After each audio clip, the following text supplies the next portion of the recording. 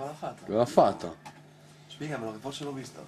Allora, beh, intanto è partito dalla sua metà campo, era senti, il contropiede. Sono partiti dalla sua metà campo. Si è fatta tutta la fascia, se l'ha fatta a 70 metri di campo.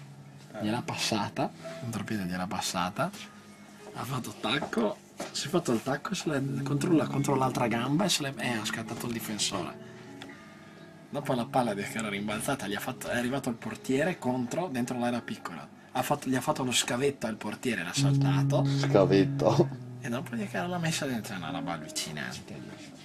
Già ha bevuto 2 gocce di whisky e che ha già fatto. La birretta va che mi sono già ubriaco. La esatto. Vedi un po' dei peroni. Andiamo volentieri a Peroni. Questa. Buona, fresca, meglio berla, no? Max Carinelli. Max Carinelli.